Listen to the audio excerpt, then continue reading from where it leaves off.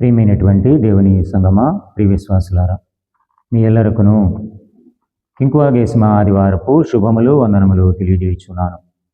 మీరందరూ బాగున్నారని ఆశిస్తూ ఉన్నాను. మీకోసము నిత్యము ప్రార్థిస్తున్న దైవజనులలో నేను ఒక సేవకునిగా ఉంటూ ఉన్నాను.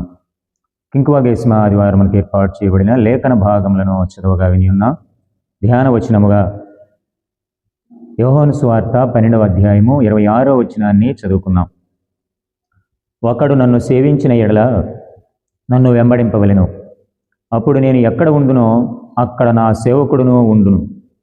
ఒకడు నన్ను సేవించిన ఎడల నా తండ్రి అతని ఘనపరచును. ప్రియదేవుని బిడ్డలారా, ప్రార్థన చేసుకుని మన వర్తమానంలోకి వెళదాం. కృపాసత్య సంపూర్ణుడు అయిన మా ప్రియ పరలోకపు దేవా, నిత్యము మమ్మల్ని సంరక్షిస్తూ పోషిస్తూ బలపరుస్తున్న దేవా, మీకు వందనములు. కింకువాగేసిమ ఆదివారపు వర్తమానమును మేము వినబోచుండగా నన్ను మీ సిలువు చాటున మరుగుపరుచుకుని కేవలము మీ నోటి బోరగా మాత్రమే నన్ను వాడుకొని నా నోటి మాటలు మా అందరి హృదయ ధ్యానములు మీకు అంగీకారముగా చేసుకుని యజమానుడికరమైన ప్రార్థనగా వాడుకొనమని యేసునామమున అడుగుచున్నాను పరమ తండ్రి, ఆమేన్.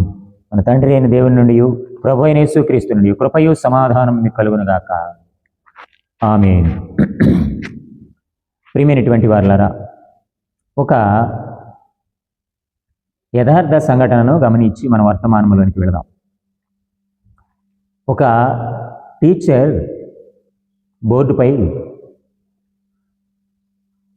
9/1/7, 9/2/18, 9/3/27, 9/4/36 ఇలా 9వ ఎక్కమును టేబుల్ను వేస్తూ ఉండగా పిల్లలందరూ టీచర్ని చూసి నవ్వారు. టీచర్ ఎందుకు నవ్వుతున్నారు అని అడుగగా, టీచర్ మీరు రాసింది తప్పు అన్నారు. నిజమే, నేను రాసింది తప్పే. ఒక తప్పు కారణముగా నవ్వారు, ఒక్క పొరపాటును బట్టి హేళన చేశారు. తక్కినవన్నీ కరెక్ట్గానే ఉన్నావు కదా అన్నాడట. ప్రియమైనటువంటి వారలరా, ఇదే లోకం యొక్క తీరు. లోకం యొక్క తీరు, మంచి ఎంత చేసినా ఒక్క పొరపాటును బట్టి మంచి అంతా కనబడదు. కాబట్టి తప్పు చేయకుండా మంచే చేద్దాం. తెలిసి ఎందుకు తప్పు చేయాలి? మానవ జీవితంలో చిన్న పొరపాటు జీవితం అంతటినీ విలువలేనిదిగా చేస్తూ ఉన్నది. లోకము చెడ్డది.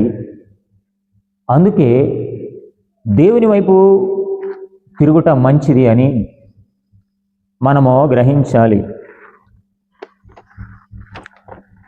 దేవుణ్ణి సేవిద్దాం, మంచిగా జీవిద్దాం. నేడు కింకువాగేసిమ ఆదివారము. కింకువాగేసిమ అనగా 50వ రోజు. ఈస్టర్ పండుగకు ముందు వచ్చే 50వ రోజు, 50వ రోజును సూచిస్తూ ఉన్నది. ఈస్టర్ కంటే 7 వారాల ముందు వచ్చే ఆదివారం ఇది. భస్మ బుధవారమునకు ముందు వచ్చే ఆదివారము. దీనిని శ్రావ్ సండే అని కూడా పిలుస్తారు. ఉపవాస కాలానికి ముందు వచ్చే చివరి ఆదివారం ఇదేనండి. క్రైస్తవులు ఆధ్యాత్మిక జీవితము కొరకు సన్నాహాలు చేసుకునే ఆదివారం, సన్నాహాలతో సిద్ధపడేటటువంటి ఆచారం. పేతురు రాసిన మొదటి పత్రిక 2వ అధ్యాయము 24వ వచనాన్ని గమనిస్తే, మనము పాప విషయమై చనిపోయి నీతి విషయమై జీవించినట్లు ఆయన తానే తన శరీరమందు మన పాపములను మ్రాను మీద మోసుకొనెను. ఆయన పొందిన గాయముల చేత మీరు స్వస్థత పొందితిరి. ఆయన పొందిన గాయముల ఓం శ్రీ పంచగాయాయ నమః. పంచగాయములు పొందిన దేవా, నిన్ను స్తుతించుచూ ఉన్నాం. కింకువాగేసిమ అనగా 50 అనుకున్నాం కదా. 5 అనే సంఖ్య, 50 అనే సంఖ్య చాలా ప్రాముఖ్యమైనవి. వాటి ప్రస్తావన గడిచిన 2 ఆదివారాల్లో విన్నాం. 70వ వారము, 60వ వారం అని విన్నాం. ఈ దినం 50వ వారము. ఆదికాండము 1వ అధ్యాయము 22, 23 వచనాలు గమనించినట్లయితే 23 వచనం చదువుకుందాం. అస్తమయమును ఉదయమును కలుగగా 5వ దినమాయను. సృష్టిలో 5వ దినము పక్షులను సృష్టిని దేవుడు ఆశీర్వదింపజేశాడు. పేతురు రాసిన 2వ పత్రిక 3వ అధ్యాయం 10వ వచనంలో, అయితే ప్రభువు దినము దొంగ వచ్చినట్లు వచ్చును, ఆ దినమున ఆకాశములు మహాధ్వనితో గతించిపోవును, పంచభూతములు మిక్కుటమైన వేండ్రముతో లయమైపోవును. పంచభూతములు అనగా 5: నింగి, నేల, నీరు, నిప్పు, గాలి. మరి యోహాను సువార్త 12వ అధ్యాయం 26వ వచనంలో మనం చదువుకున్నటువంటి మూల వచనం అండి ఇక్కడ. ఒకడు నన్ను సేవించిన ఎడల నన్ను వెంబడింపవలెను, అప్పుడు నేను ఎక్కడ ఉందునో అక్కడ నా సేవకుడును ఉండును. ఒకడు నన్ను సేవించిన ఎడల నా తండ్రి అతని ఘనపరచును. ఈ మేము మూలవాక్యం చదువుకున్నాం కదా. ఈ మూలవాక్యములో శిష్యరికానికి 5 సూక్తులు కనబడుతూ ఉన్నాయి. ఒకటి, సేవించాలి, క్రీస్తుకు దాసునిగా ఉండాలి. రెండవది, వెంబడించాలి. మూడవది, ఆయనతో ఉండాలి. నాలుగవది, ఆయన సన్నిధిలో ఉండాలి. ఐదవది, తండ్రిని గణపరచాలి. ఈ 5 సూక్తులు శిష్యరికానికి మూలమండి. లేవికాండము 25వ అధ్యాయము 10-11 వచనాల్లో గమనించినట్లయితే 50వ సంవత్సరము సునాద కాలము, విడుదల కాలము, జూబ్లీ ఇయర్ సంవత్సరము. ప్రియదేవుని బిడ్డలారా, అన్నిటి అంశము యేసును సేవిస్తే. సేవించుట అనగా పరిచర్య చేయడము, ఆరాధించడము, సేవ చేయడము. సేవించుట అనగా నిస్వార్థముగా ప్రేమతో చేసే పనులు. నిస్వార్థముగా సేవ, ప్రేమతో చేసే పనులు. అందుకే మన అంశము యేసుని సేవిస్తే ఏమవుతుంది? ఒకటి, ఆశీర్వదింపబడతావు, పాత నిబంధన గ్రంథము. రెండవది, అధికారం ఇస్తాడు, పత్రికా పాఠ్యభాగము. మూడవది, నిత్యజీవం ఇస్తాడు, స్వార్థ పాఠ్యభాగము. ప్రియమైనటువంటి వారులారా, హెబ్రీ పత్రిక 9వ అధ్యాయము 14వ వచనాన్ని గమనించినట్లయితే, నిత్యుడగు ఆత్మ ద్వారా తన్ను తాను దేవునికి నిర్దోషినిగా అర్పించుకొనిన క్రీస్తు యొక్క రక్తము నిర్జీవ క్రియలను విడిచి జీవము గల దేవుని సేవించుటకు మీరు మక్షిని ఎంతో ఎక్కువగా శుద్ధి చేయును. పాత నిబంధనలో బలులు మానవులకు శారీరక శుద్ధినిచ్చినవి, కానీ ఆధ్యాత్మిక ఆత్మకు కావలసిన శుద్ధిని కలిగించలేకపోయాయి. యేసు బలి, క్రొత్త నిబంధనలో యేసు బలి మానవుల ఆత్మలను శుద్ధీకరించింది.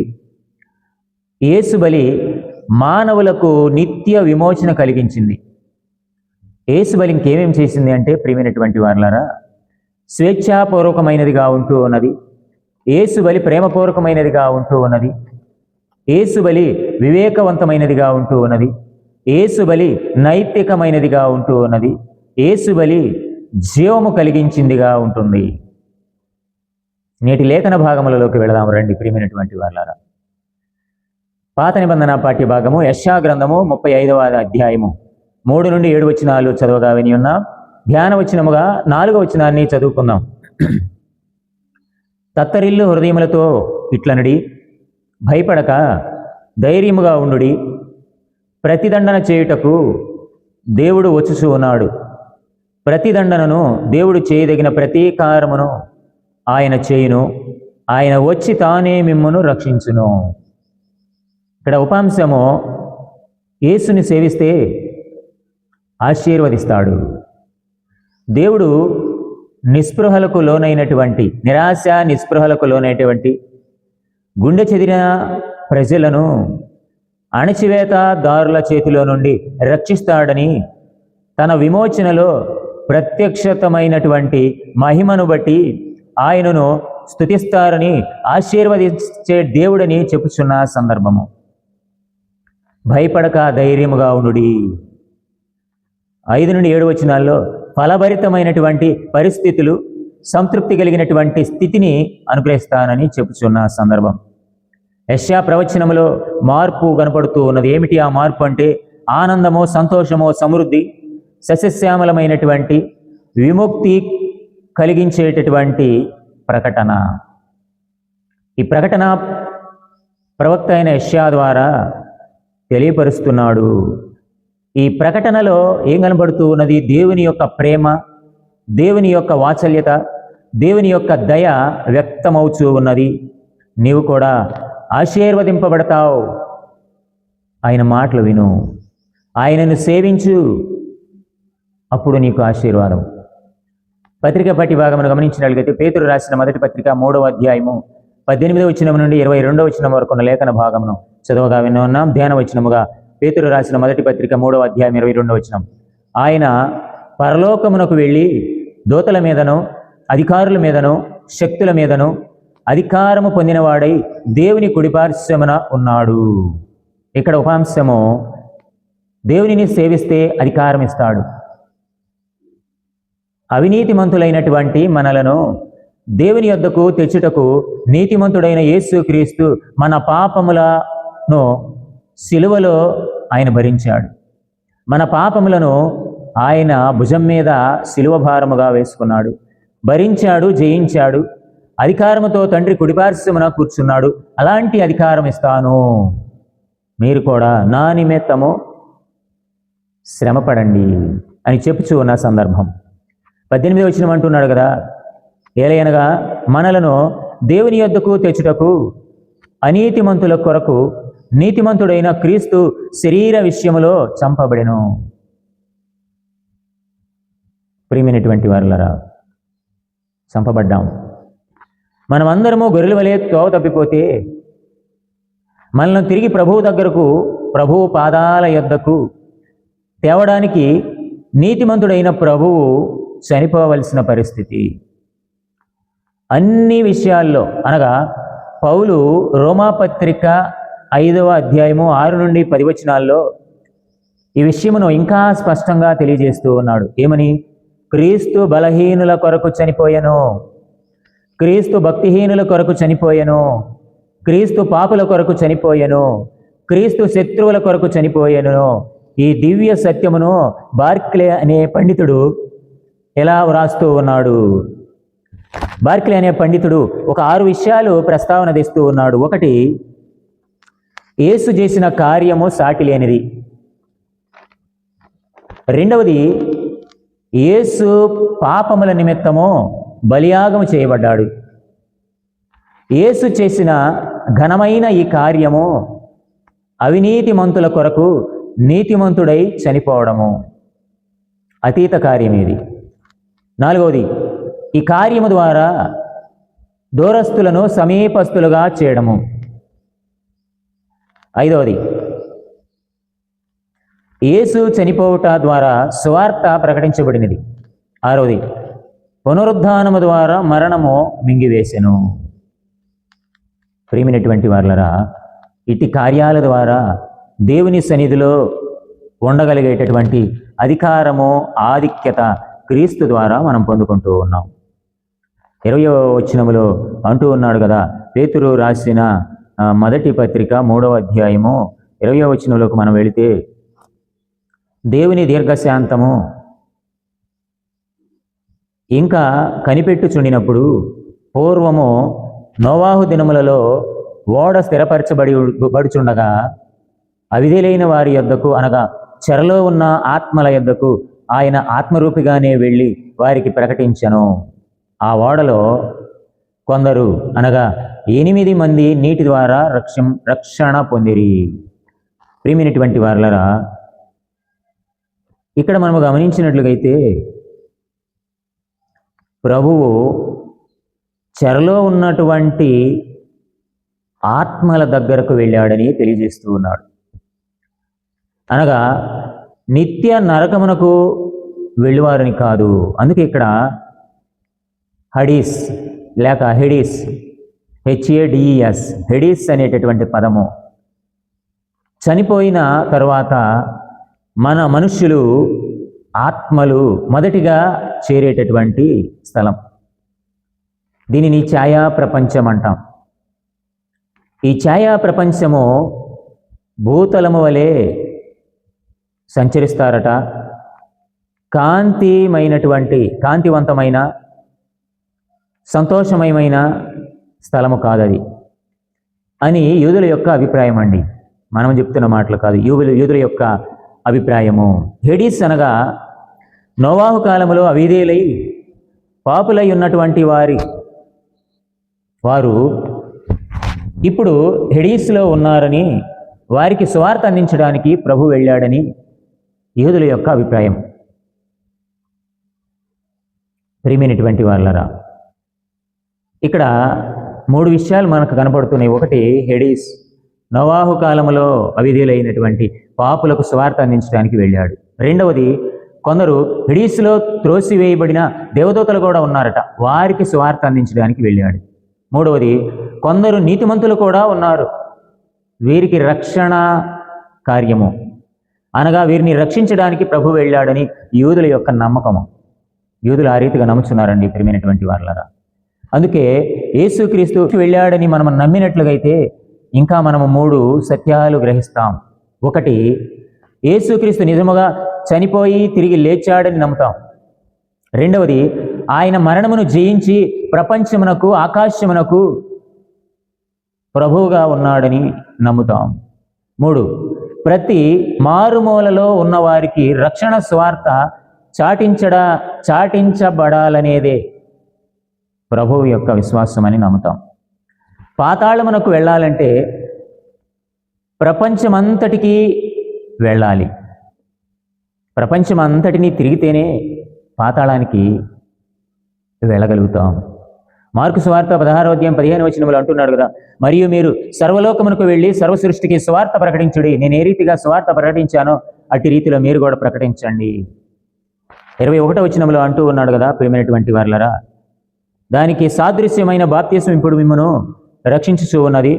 అదేదనగా శరీర మాలిన్యము తీసివేయుటకు కాదు గాని యేసుక్రీస్తు పునరుద్ధాన మూలముగా దేవుని విషయము మనస్సాక్షినిచ్చు ప్రత్యుత్తరమే. ప్రియదేవుని బిడ్డలారా, బాప్తిస్మము మిమ్మును రక్షణలోనికి నడిపిస్తుంది.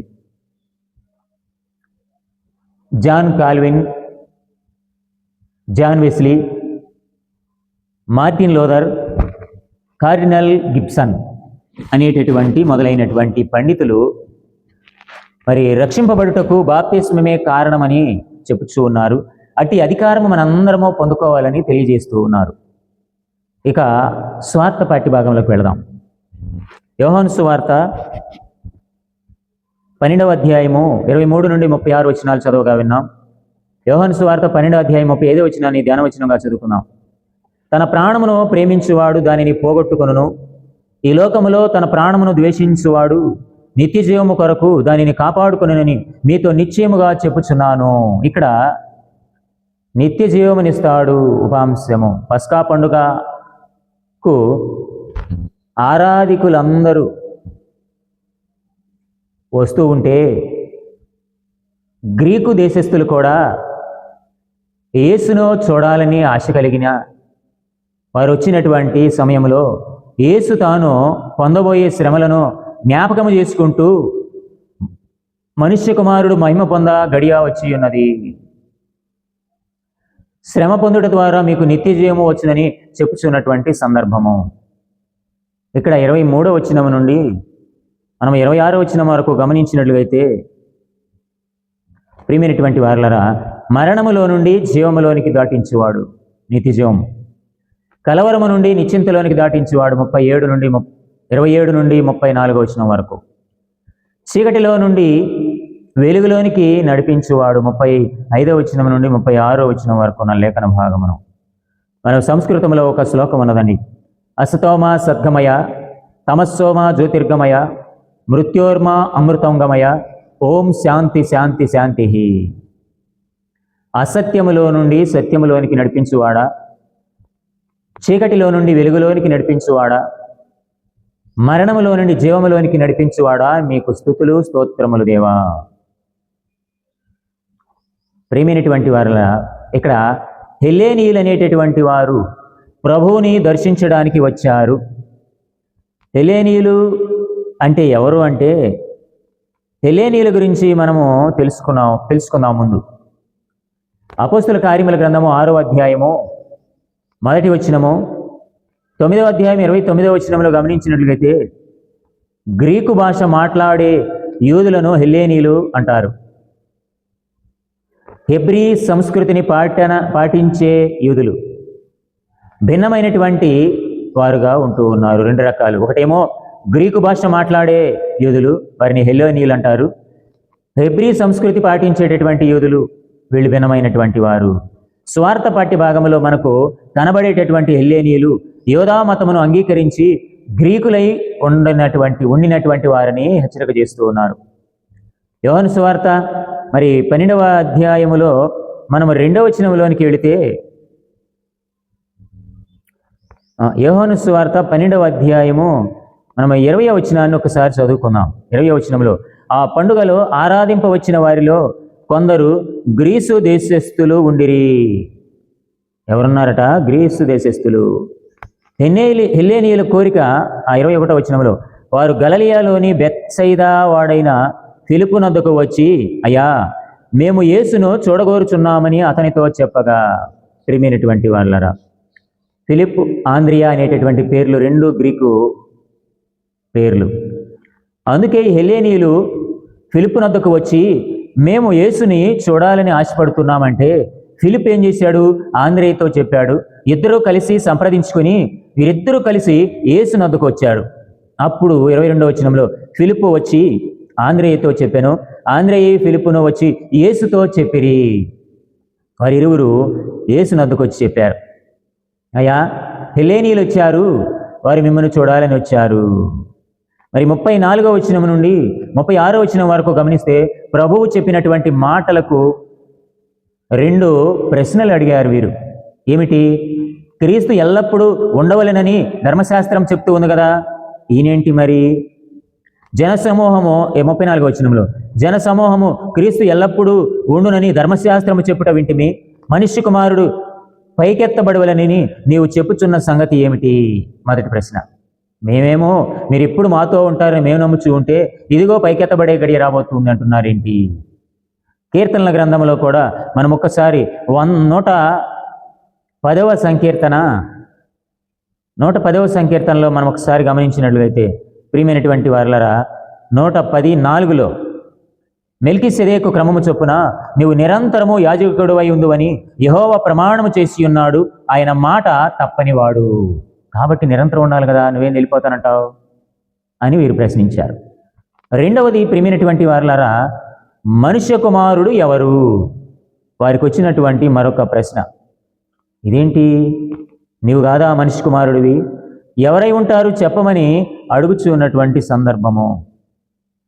యోహాను సువార్త 3వ అధ్యాయం 13వ వచనంలో నుండి 13వ వచనం నుండి 21 వరకు గమనిస్తే 13వ వచనం చదువుకుందాం. మరియు పరలోకము నుండి దిగివచ్చిన వాడే, అనగా పరలోకములో ఉండు మనుష్య కుమారుడే తప్ప పరలోకమునకు ఎక్కిపోయిన వాడెవ్వడునూ లేడు. ఆయనే మనుష్య కుమారుడు, ఎక్కగలడు, దిగగలడు. పరలోకము నుండి వచ్చినవాడు మరలా వెళ్ళగలడు. అయితే మనుష్య కుమారుడను బిరుదు యూదులకు ఎంతో ప్రాముఖ్యమైనది. దేవుడు వారి కొరకు పంపు ప్రతినిధిని వారు ప్రతినిధిగా ఆయనను చూస్తూ ఉన్నారు. ఆయనే ప్రతినిధి, మనుష్య కుమారుడని వారి విశ్వాసం. అందుకే మనుష్య కుమారుడిగా యేసును పోల్చి సంతోషిస్తూ ఉన్నారు వారు. 24వ వచనాన్ని మనం గమనించినట్లయితే, యోహాను సువార్త 12వ అధ్యాయము 24వ వచనంలో, ప్రియమైనటువంటి వారలారా, ఇక్కడంటూ ఉన్నటువంటి మాట గమనిద్దాం.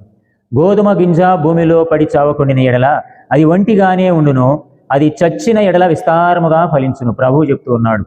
ఇదండి అసలు విషయము. గోధుమ గింజ భూమిలో పడాలి, అది చావాలి. అది చస్తేనే అందులో నుండి జీవం వస్తుంది. అలానే నేను ఈ లోకములో మరణించాలి మీ శ్రమల నిమిత్తము. నేను మరణించాను అంటే, సమాధిలో పెట్టబడ్డాను అంటే, ఇదిగో ముందు చెప్పుకున్నటువంటి హెల్లేనీయులు ఎదురు చూస్తున్నటువంటి నిరీక్షణ, పాతాళములో ఉన్నటువంటి మృతుల లోకములో ఉన్నటువంటి వారికి స్వార్థ అందించడానికి, అంటే పూర్తిగా నరకయాతన పడే స్థలానికి వెళ్ళక ముందే ప్రభు వెళ్ళి వారితో మాట్లాడుతున్నాడు. మరణించిన వెంటనే వెళ్ళే స్థలం అది. అక్కడికి వెళ్ళి స్వార్థ బోధిస్తూ ఉన్నాడు. మరణం ద్వారానే జీవము కలుగుతూ ఉన్నది. ప్రాణం పెట్టివాడే దానిని సంరక్షించువాడై ఉంటూ ఉన్నాడు. ఆయనను సేవించడం ద్వారా గొప్పతనము మనకు లభిస్తూ ఉన్నది. 26వ వచనంలో అంటున్నాడు కదా, ఒకడు నన్ను సేవించిన ఎడల నన్ను వెంబడింపవలెను. అప్పుడు నేను ఎక్కడ ఉందునో అక్కడ నా సేవకుడును ఉండును. ఒకడు నన్ను సేవించిన ఎడల నా తండ్రి అతని ఘనపరచును. 26వ వచనములో క్రీస్తుని సేవించువారు, ఆయనను వెంబడించేవారుగా ఉంటారు. అలాంటి వారిని తండ్రి ఘనపరుస్తాడు. వెలుగు సంబంధులుగా విశ్వాసముంచువారు నిత్య జీవములోనికి వెళతారని తెలియజేస్తున్నటువంటి ప్రియమైనటువంటి వారులారా, గమనిస్తూ ఉండగా యేసుని సేవిస్తే ఆశీర్వాదము నువ్వు పొందుకుంటావు. ఆయన ఆశీర్వదిస్తాడు. యేసుని సేవిస్తే అధికారం ఇస్తాడు. యేసుని సేవిస్తే నిత్య జీవం ఇస్తాడు. అలాంటి కృపా సహాయము మీ ఎల్లరికీ దేవుడు అందించి మిమ్మను వాక్యం ద్వారా బలపరచునుగాక. ఆమేన్. సమస్త జ్ఞానముకు మించిన దేవుని సమాధానము మీ హృదయములకు మీ తవలంపులకు కావలి ఉండునుగాక. ఆమేన్. మీ అందరికీ వందనాలు. ప్రియ దేవుని బిడ్డలారా, వీడియో వీక్షించండి, లైక్ చేయండి, షేర్ చేయండి, సబ్స్క్రైబ్ చేయండి. ఇది మీ ఆత్మీయ జీవితానికి ఉపయోగపడుతుందని ఆశపడుతూ ఉన్నాం. సెలవు తీసుకుందాం. మరొక వీడియోతో కలుసుకుందాం. అంతవరకు సెలవు. వందనాలు.